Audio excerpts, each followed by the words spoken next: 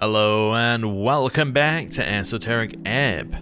We have no update of the session note once again, but we are going somewhere where we may have an update of the session note. We're going deeper below. We're going down, down, down. Wait a second, it's a long way down. Wait, I can't go down this way? Oh. Well, I don't know which way we're going. Wait, can I go down this way? Oh, wait a second. Oh, okay. Grab those. How do I get down? That's a... Oh, is it over here? Ah. Wait a second. No, that was a way to get up. How do I go down from here? Huh. Do I get... Oh, is it over here, maybe? Yeah, it must be down this way. Okay. My bad. Yes. I was under the impression we could already go down somewhere. But I guess we cannot. Huh. Okay. Maybe I do need to move that snail out of the way. Can I stand here, by the way, now? I couldn't before, but maybe I can now. You step on the rock, or you step up on the rock. Around you lies the vast chamber of root and stone, of dwarf and primal forces pressing up against one another. Also, you can absolutely make some noise in here. Try it. Don't make this about yourself. A rock like this is a keystone in a community, not a tool of the individual. It's a platform, a scene. Scenes are made for bringing attention to those who deserve it, i.e., you. I am the lord of this dwarf fortress. Your voice echoes out among the tangled roots. What are you doing? Since no one important heard you, you can make any statements you want. It literally doesn't matter. Unless you care about what the goblin thinks of you. I make you a statement, Snell. Seems a bit imperialist or colonialist, if you ask me. Well. Yes, and? He groans. Go on. Okay, well, the state requires a certain form of control over its neighbors and foreign powers in order to advance its own agenda. We must wield power in such a way for a simple goal to secure our own sovereignty, even at the expense of others. So your own people's security over the freedom for anyone else. You get it. He licks his tongue. Something about you standing up on that rock, sermonizing fascist talking points, almost makes me understand arcane era populism. Fascist, a follower of fascism. Or at the very least, it seems to give me some type of intergenerational flashback. So you don't support my campaign? I think I'll skip. The goblin looks around the pool, his face carrying an expression that's about to melt off his cheeks. Why am I standing here? What am I doing with my life? Can we go, please? Okay. Thank you. Your echo fades out among the roots. Okay, well, we've done that now. Is there anywhere south of here to go, maybe? You can find something interesting upon its petrified surface. Oh, okay. A figure stands before you, frozen in stone, completely petrified. Their arms are raised defensively, hands covering their face. Basilisk victim. Nasty way to go. Why'd you guys just have these statues in the area? We don't make the rules, Cleric. The old lady would love to clean these up, but there are laws against it. This is designated as a dungeon area. Not as in the jail-type dungeon, but as in the dangerous monster territory. So if we find petrified victims, no matter how old, we're not allowed to even touch them. Only clerics can do that. Ah, and we don't have clerics with spells powerful enough to reverse basilisk victims. Seems to be the case, eh? Anyway, try not to break this poor sod. Let's examine the figure. The details are perfectly preserved in stone. Every fold of fabric, every strand of hair. Petrification captures everything in the moment of death. Take a look at their robes. Ornate robes with arcane embroidery. A wizard. The style is old, decades, maybe longer. From the arcane era, by the looks of it. Take a close look at the cloak. Interesting. There is a rectangular shape pressed against their chest. A book clutched beneath the robes. It's been turned to stone along with its wielder. I'm going to try and see the book more clearly. You peer between the stone folds of fabric. One page is partially visible. The text upon it is still somewhat legible. Stone does not completely obscure ink if the pressure was hard enough. Lean in. The handwriting is cramped, a wizard's note. Most of the page is obscured by the angle in the stone, but one phrase stands out clearly, written in bold lettering at the top. Read it. Master Hagenshags, I will learn. A formal phrase, like a student's oath, or passphrase. Hagenshags. That's the name of the greatest houses of Arcanus in Old Dimenor. You commit it to memory. Somewhat interesting, I suppose. Huh. So it's probably related to the thing that we've already found, which had Meek in it. Okay. And there's no way to go deeper over here that we found. Uh-huh. Yeah. So we know that we found a snail, but the snail doesn't appear to lead deeper. We know that way leads to just the temple that did nothing. Okay. Well, it didn't do nothing, but you know what I mean. It wasn't a path forward. Been here. We have this guy. I suppose we could check in with him again. Now that we've seen a little bit more of the dungeon.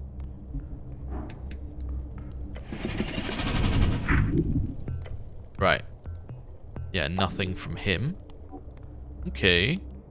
I kind of get the feeling we're going to have to move on, but to where I do not yet know. So we know we found the paladin remains there. Yeah, we already know what's up with the paw prints.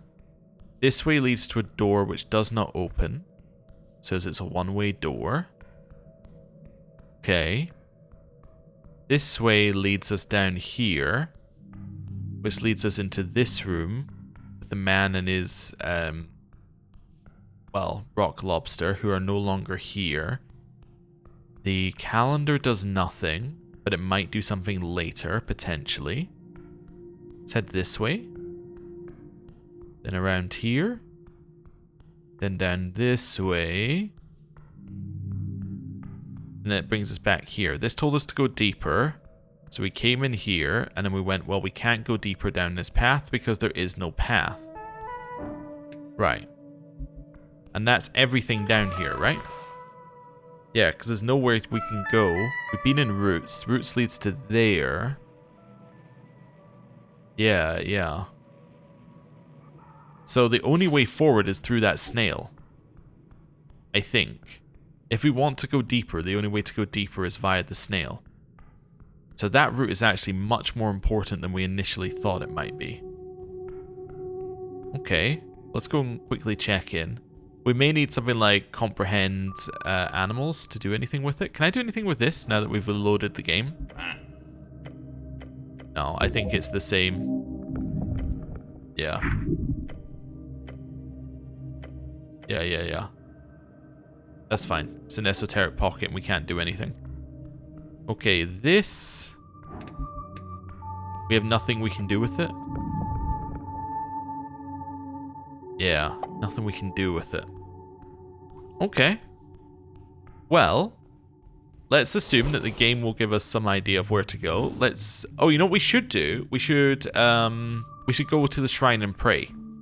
That's what we should do. That's the purpose of that mechanic, is to tell you about things that you could do. And then we can check our quests as well. But yeah, the whole purpose of the shrine of the praying at the shrine mechanic is to give you clues. So let's go that way. Like, I don't think we're stuck due to not having any like choices that we haven't passed, right? We're just kind of stuck. Where's this go? I forgot where this one leads. Oh. Okay. That's kind of convenient, actually. Anyway, let's go here. Wait, who is this? Corpse underneath the blank. We've already looked at that, I think. Yeah. We want to pray. There we go. Contemplate the celestial Etter. A woman, a warrior, a divine creature. She is here for no other reason than her own broken ways. Listen to her and you will be rewarded. if you so wish to carry her blessing. Sphinx's riddle? An ancient creature who guards a door to nothing. She does this for fun. You're not the first to complete it. If you do, it will unveil something great. But the answer is not in dialogue. You will have to cast magic to show your prowess. Okay. That's fine. Done here. Okay, we could also go and see Lady Sageleaf. We said we wouldn't inform her of things, but we might just do that anyway. Empty pot. We've got these guys here. We looked at both of these, because that's the elf. Oh, I guess we did, yeah. My fate one day. Hello.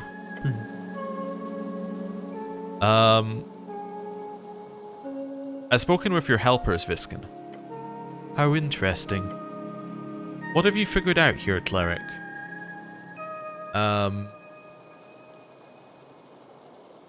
Well, you tell me. The pale man observes your words with the same coldness as always. Cleric. He puts down his pen. Get ready. I believe it is time to have a chat. But not now, I am busy. Return here post-midnight, alone. Alone? He turns to stare at Snell. Your goblin companion shifts in his fancy jacket. The cleric and I need to have a private chat. I hope that is okay with you and your lady. Snell takes a step back and nods. Getting back in one piece and she won't complain. Good. Okay, see you then. Prepare for a fight. It could be a great opportunity. All will be revealed, I promise. Oh, okay. Do I give him the thing from the Freestriders? I guess I should hand these out. Yeah, here's the thing from the Freestriders. Oh. He lifts it slightly, reading the text. An economic accord, how quaint. Don't sign it. Interesting. I know very well about the free way of business in the East. I have no interest in dealing with these methods unless I am forced to do so in the event of a governmental shift, which, considering you've been instructed in handing these out, is most likely exactly what is going to happen. Thus, I will indeed most likely sign this in the end. You don't sound too happy about that. Does he ever sound happy? It is the way of things. I much preferred the rule of Earth. This so-called meritocratic capitalistic society of reeds is based on foul bureaucracy, nothing else. I will manage it well, but in principle I will stew in resentment. Yeah, same. Fist bump. He meets your fist in the air. Then he places the paper on his desk among many other documents. Is that all? Thank you. Bye. Okay. Hello. Right. I have questions? No. Okay, that's fine. Yeah, I forgot we had to sell milk for him. I haven't really been doing that. Okay. Well. Let's head this way. Oh, who are these two? Woman sounds slightly annoyed. Man is drenched to the bone. I told you they don't open till dark. You didn't even bring a robe. It's Ekin Porin. Okay. Well, let's continue our little run through town. Might as well do a run through and talk to people we've seen before as well, in case we got anything new. What happened to this? Okay, I got more trifling. A dream patch. All of that. What's dream patch? Can be used to recover 3rd level spell slots. Oh, cool. Hello. Huh? Hey, it's you again. He's happy to see you. I'm buying something? You want some milk? I'm okay. Is that a question or a statement? Question. It's... I don't know. You wouldn't be able to afford my milk anyhow. The boy squints at you. How much is it? 2,000 crowns a bottle. He stares at you slack-jawed. That's what I assumed. Yeah, it's a bit out of my budget, sorry. Okay. What we should do as well while we're here... Reroll! Okay, didn't get it. That's fine. Worth just doing a little check-in with people as well. I should do that with Visken, although I think we already got Visken, didn't we? And Ost. Behold! Learn more. Skilled merchant, businesswoman, halfling entrepreneur. Man, you could learn a shit ton from someone like her. Let's have a little chat.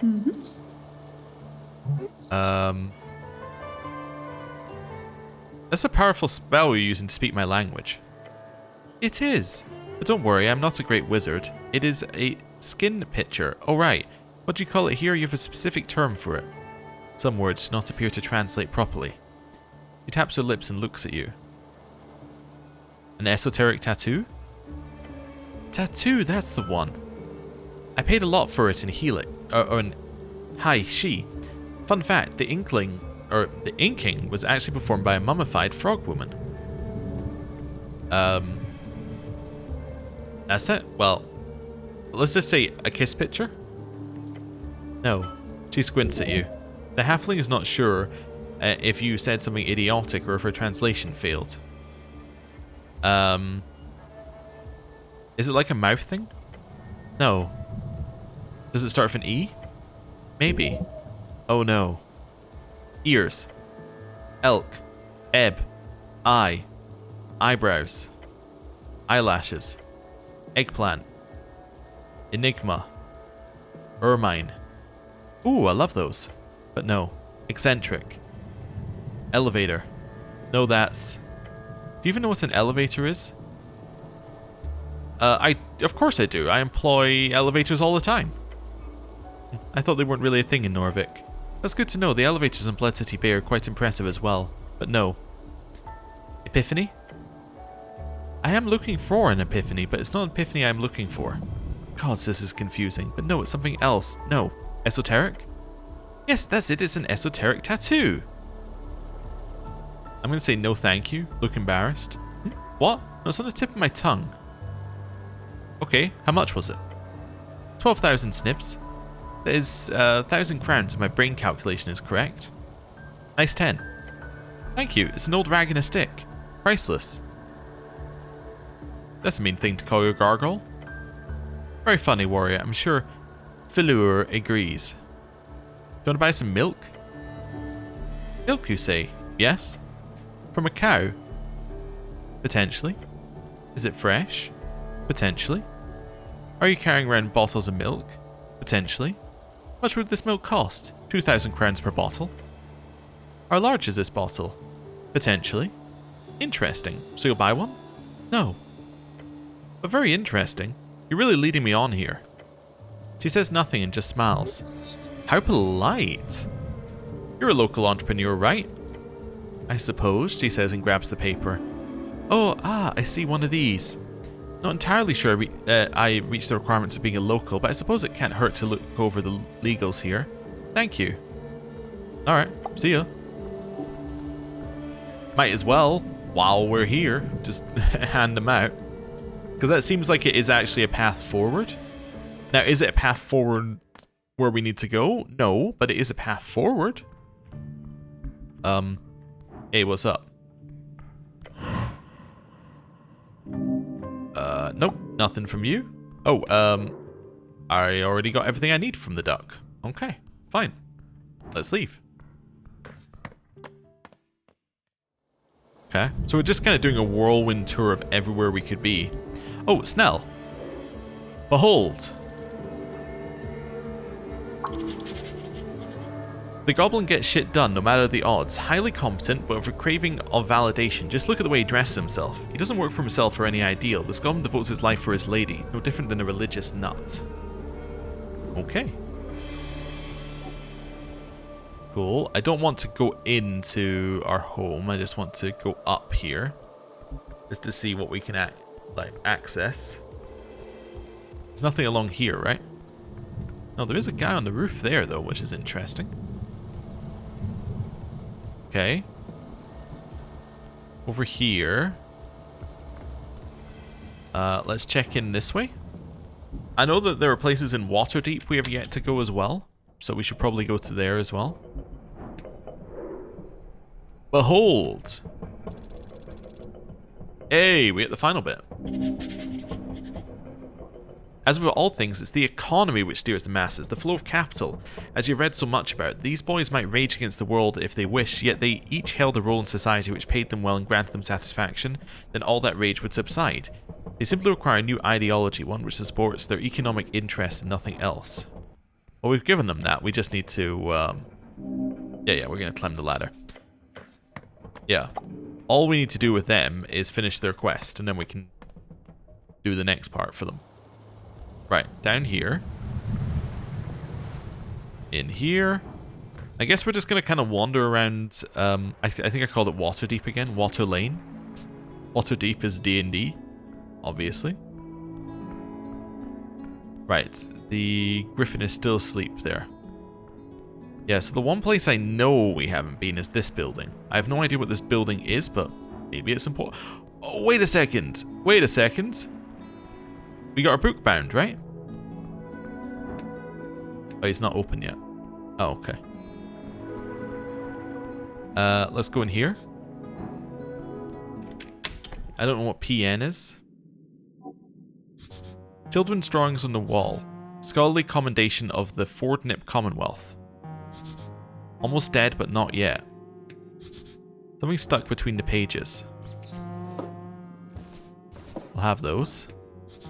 Something's at the bottom. Coins? Yep. Collection of books, political mostly. Okay. You see a collection of books from the philosophy canon, none of which you are really able to understand. Next to them, a line of famous political books. Aeschylus Theory, Hedonist, The Dark Book of Shadow, Alexandro, and many more.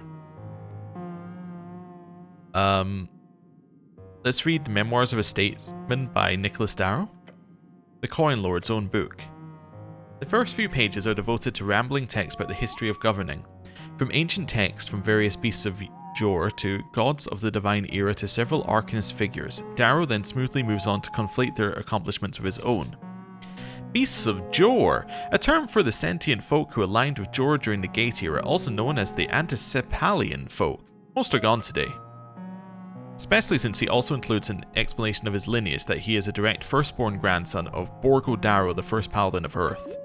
The many pages go on to describe both practical, but mostly theoretical methods a statesman should use when dealing with the populace, the bureaucracy, and the ideologies of modern life. Generally, the book has a rather rough tone about democracy. A quote you've heard before from this book pops up towards the end.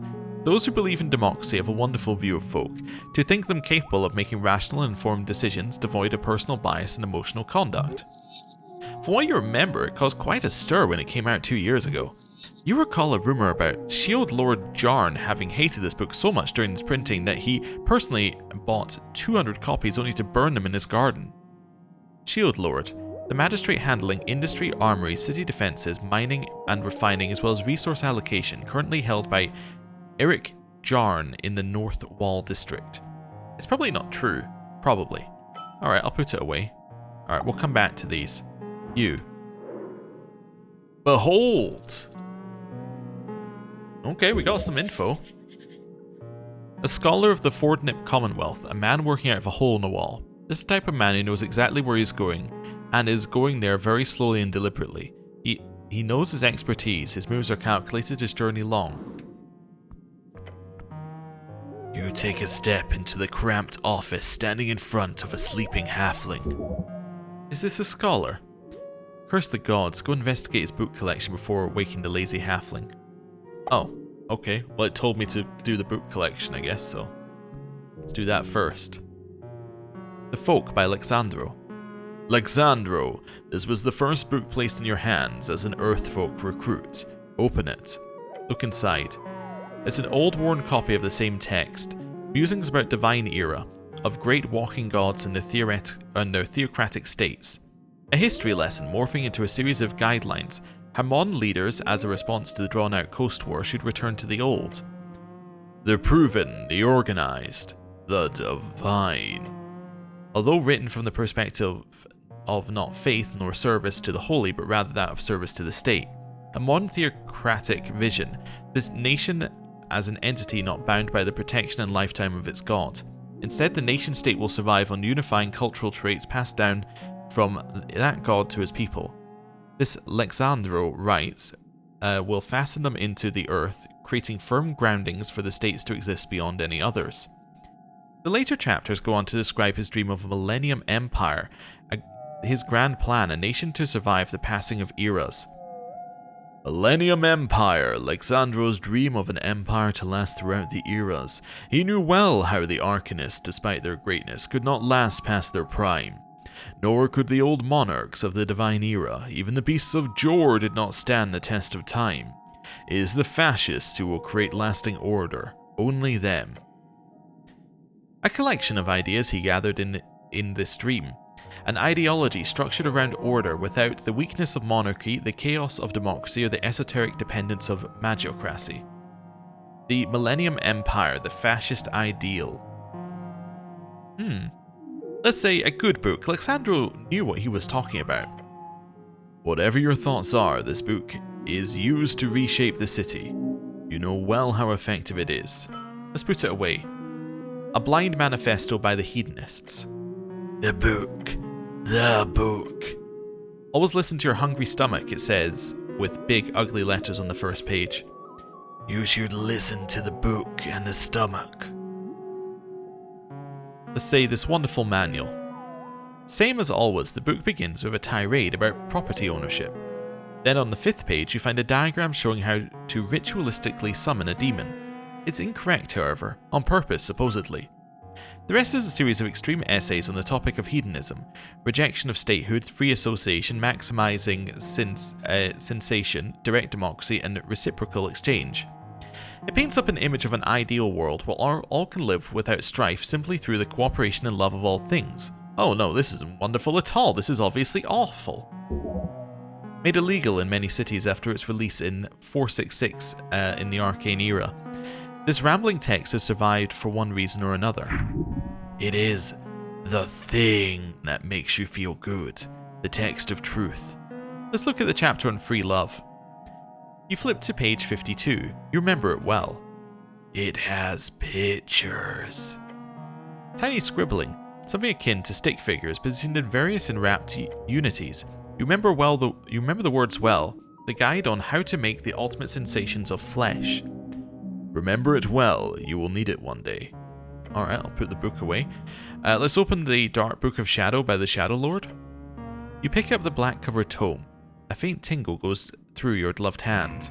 That's the most evil book I've ever seen. How'd they even get the cover to be that black? It's like a void. Thickened graphene. That is how they create the darkness on the cover. A memory lingers in this tome. If you open it, you shall recall. I'll open it despite its evil nature. The text is not dangerous.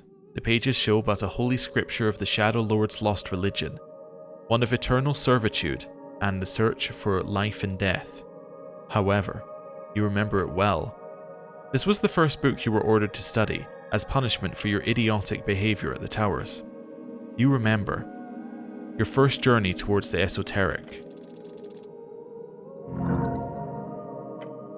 How liberating it was to know beyond any doubt how much greatness hid within your mind. Blurred faces, hushed whispers, a crowd of thoughtful peers, each snickering about your hand, a raised hand among a crowd of sheep. Patriarch, it's not just a religious text. They stare at you. It's a spell book. Those were the words. Oh, how they laughed. He asked you to prove yourself, so you did. I went up to the Patriarch, I took the Book of Shadow. Yes? Then I... Yes? Memorized Detect Alignment. Oh! You memorized it on the spot, then you cast that ancient spell once used by the Death Knights of the Shadow Lord to subjugate and control the minds of his people.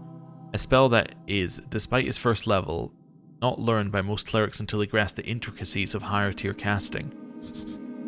Death Knight, a term for warriors of necromancy. Many were created and fought during the Coast War, but most legendary were the Death Knights of the Shadow Lord during the Divine Era. Everyone was left stunned by your excellence. To not only master such a spell, but to do it in seconds instead of days. That moment, it was yours. From that moment, you marked your place at the towers as the greatest spellcaster, the greatest talent among them all. However, as always, the weak fear the strong. That moment also began your ostracization. You would never be among them, never have peers. None would see you in any way as a brother or comrade. I would be a leader. You are, and you shall continue to be. Gasp for air. Your vision is blurry, is filled by the pages of that book. It is a good one despite its religious fervour. As many say, the Shadow Lord was as much an early Arcanist as he was the greatest of the walking gods. Okay. So, detect alignment is interesting. Will reveal the creature's alignment in according to Jor's strings. Interesting. Okay. I don't know whether that's that useful, but it's interesting, if nothing else. Okay. Yes, I already did that. Good forenoon, citizen! Oh, he mutters and widens his bushy eyes. His confused gaze focuses on you. Life is pain. What? Terrible, terrible pain. Oh, he mutters and rubs his face. He's pretty old and tired. Are you? He looks at you with his weary expression and rubs his nose and sniffs twice. Are you here for the invoice? His words come out in a typical Fordnip accent. No? No? No. Oh. Oh? No. What? The invoice. Should I have an invoice, Snell? Huh? No. No. No? Hold on. I've already paid that invoice. You're here for something different. He leans in, facing Snell. I hope the Queen Goblin has no quarrel with this old scholar. He holds up a palm. Nah, we're here on city business. I've got some questions about the tea shop mostly. Tea shop? Then you're investigating, or then you were dealing with interesting events. The city has seen its fair share of calamities over the years, and the tea shop explosion appears tiny in comparison. No, tiny? No, it's a huge conspiracy. A huge one? Better take care of it then. Curiosity is absolutely vital for keeping the old brain in motion, so I commend you, Cleric. And you as well, my goblin friend. He looks around grunting. Can I get either of you some fucking water, or... The halfling is wild in a fun way. No thank you, your companion replies very quickly. You're Scholar Appledent, right? Me, yes. I am Snur Appledent, he says and bows his head in his chair. Scholar of Fordnip University, in dedicated service to the progress of AIS. AIS? Alignment Intent Studies. Primarily, my expertise lands on the topic of alignment and its many historical and contemporary applications. Some bullshit, I will tell you. These days, I mostly deal with the other forms of study. Specifically, I run this office here on the experimental technique of psychoanalysis. What kind of magic is that? No magic at all, although there has been some detect thoughts involved at some points in the development. It's a form of mind healing, as they call it. I'll be the one to call it support instead. It is essentially the idea that mental present is shaped by the mental past, and through dialogue, our unreleased unconscious ghosts can be vanquished. It's talking about feelings? I know, truly horrifying. A Reedsian friend of mine once told me this joke, and I apologize if it's too vulgar for your taste, but... He sputters out the words through little chortles. I'll listen to the vulgar joke. Right. A cleric, arcanist, and rogue delve into the lair of a succubus. The fiend defeats all three men, throwing them into her dungeon. But she grows to fancy them, so she offers them a choice. For each man who can successfully satisfy her, she will let that man go. Otherwise, he speaks with little fits of laughter in between. She ends them, so to speak. This is going to be a long tale. You actually haven't heard this one. If it is sacrilegious, you'll have to beat this gnome. He's not even a gnome. But okay, strength. Oh ho ho. Not long. So, the three adventurers debate in which order to go. Eventually the rogue and Arcanist decide the Cleric should go first, as he is a virgin and will be least likely to increase her standards. Your goblin companion rubs his eyes as he listens to the joke. The Cleric, being divine and so on, prays to his god and goes to the Fiend's bedchambers. He comes out 10 minutes later completely unharmed and gives a thumbs up to his two friends, who of course both feel a great sense of relief. The Arcanist goes in next, confident and arrogant. If the Cleric could do it, the Fiend must be easy. Within minutes his bones roll out of the bedchamber entrance, the man having been incinerated by hellish flames. The rogue is horrified, but realizes, obviously, the Arcanist overestimated his abilities, so he carefully enters the bedchamber ready to put every ounce of effort into it. Less than a minute later, screams erupt from the bedchamber and the rogue's lifeless corpse falls out of the entrance. The Cleric prays for the souls of his comrades and gathers their remains for burial. The succubus steps out, smoking a cigarette. She tells the Clerics, "Aye, your friends were terrible. They were just fumbling about down there. At least you managed to touch it a little." To which the Cleric responds, "You are a truly awful creature, and I will pray for your presence to be exorcised from this plane of existence every day until the day I die." Then, before he walks away, the Cleric also adds, "Oh, but I did heal that horrible wound you had between your legs.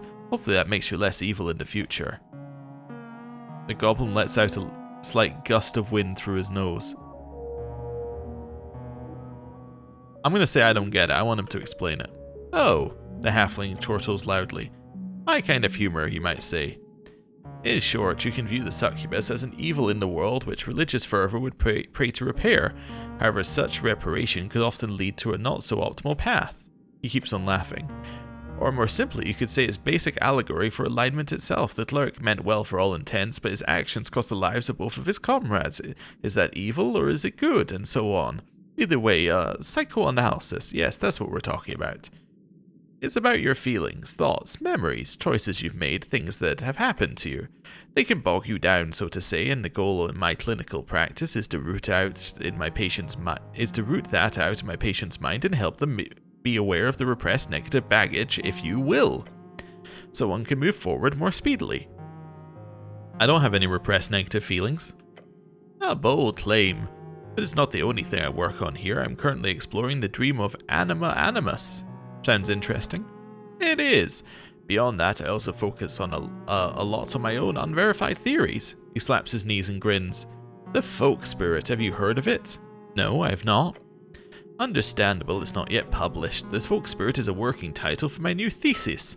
Most of it, if you excuse my Anuran, fucking bullshit. Anuran, or Anura, a fancy name for a frog folk and toad folk. You've heard that they don't like those terms for some reason. Ah, wait a second. Yes, because you'd usually say, "Excuse my French." French or the frog folk. Yeah, okay, I see the connections. But in short, it is about how folks share a number of core communal archetypes, or myths. I've travelled around the coast to collect as many tales, writing down thousands of stories previously only passed down orally. All to see how well my theory holds up in the minds of so many folk. He clears his throat and leans back into his chair. Apologies, I'm ranting here. Let us put a stop to that. What do you want, Cleric? Many questions. I'm actually going to say nothing. Purely because I actually have to end the episode. But next time, we will get fully into what's up with this guy. Thank you very much for watching. I'll see you next time. Goodbye.